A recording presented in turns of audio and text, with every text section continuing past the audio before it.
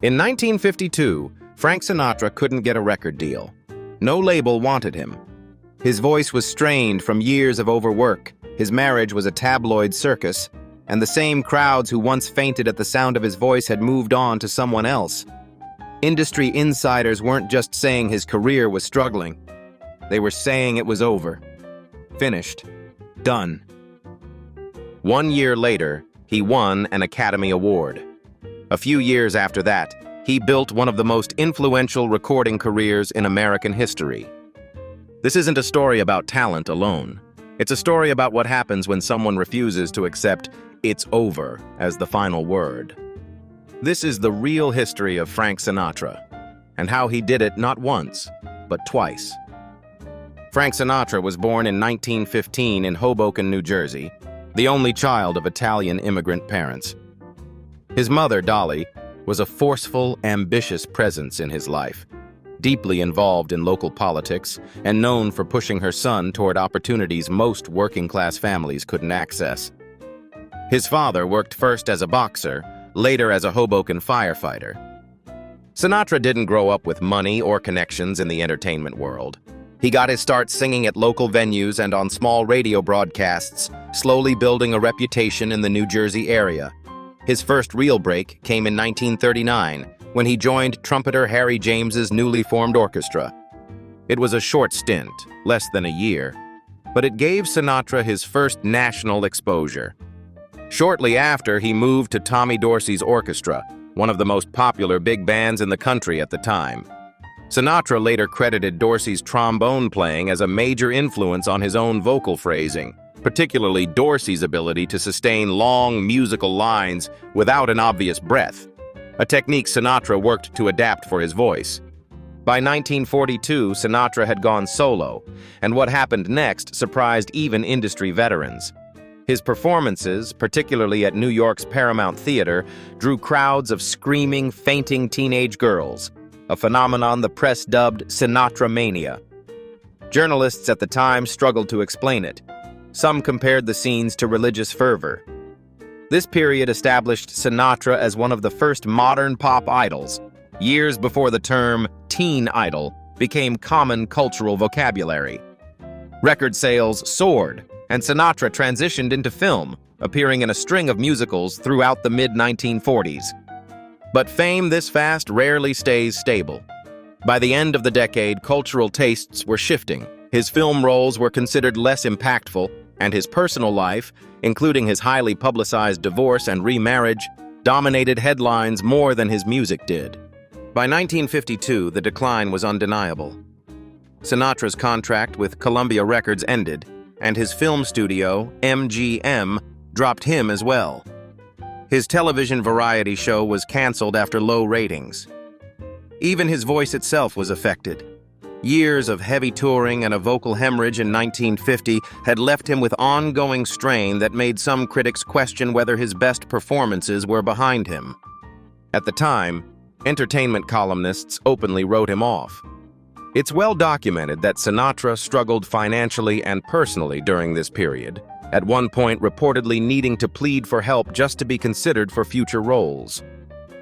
Whatever the full details of that period, the outcome is a matter of public record. Frank Sinatra, at 37 years old, was no longer considered a rising star. He was considered a cautionary tale. In 1953, everything changed. Sinatra was cast in a supporting role in From Here to Eternity, playing Private Angelo Maggio, a role far removed from the polished crooner image audiences knew him for. The performance was raw, dramatic, and completely different from anything he'd done before. He won the Academy Award for Best Supporting Actor in 1954, a victory widely regarded, then and now, as one of the most significant comeback moments in Hollywood history. It didn't just revive his acting career, it restored the public's confidence in him as an artist capable of reinvention. That same year, Sinatra signed with Capitol Records, and it was here that his second act truly began. He was paired with arranger Nelson Riddle, and together they developed a more mature, sophisticated sound, moving away from the boyish crooner style of the 1940s toward something richer and more emotionally complex. Albums like In the Wee Small Hours and Songs for Swingin' Lovers are widely credited by music historians as some of the earliest examples of the concept album. Records built around a unified emotional theme rather than a simple collection of singles. This creative period at Capitol is often cited as the artistic peak of his recording career. By the late 1950s and early 1960s, Sinatra had become the central figure of a tight-knit circle of entertainers who would come to be known as the Rat Pack, including Dean Martin, Sammy Davis Jr., Peter Lawford, and Joey Bishop.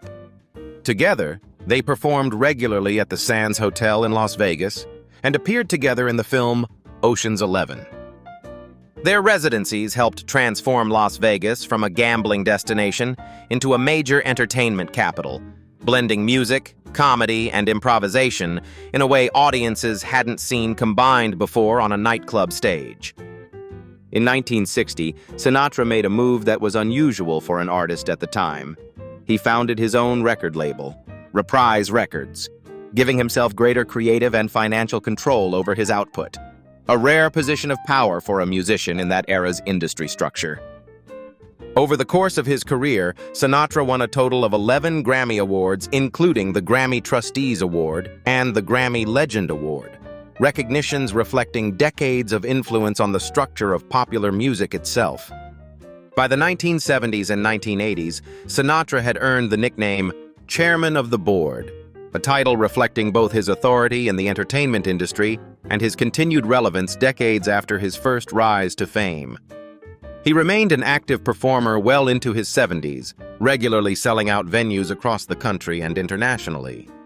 Sinatra was also known for extensive philanthropic work over his lifetime, including documented contributions to hospitals, children's charities, and veterans organizations. In 1985, he was awarded the Presidential Medal of Freedom, one of the highest civilian honors in the United States, recognizing his contributions to American arts and culture. From a bobby-soxer idol dismissed as a fading act, to an Oscar winner, to the architect of some of the most influential albums in American music, Frank Sinatra's career stands as one of the most well-documented examples of reinvention in entertainment history. He wasn't handed a legacy. He rebuilt it more than once when almost everyone assumed he couldn't. In our next episode, we're diving deeper into the creative partnership between Sinatra and Nelson Riddle, and the albums that quietly changed the direction of American music. If you want more on the artists who shaped an era, subscribe. This is only the beginning.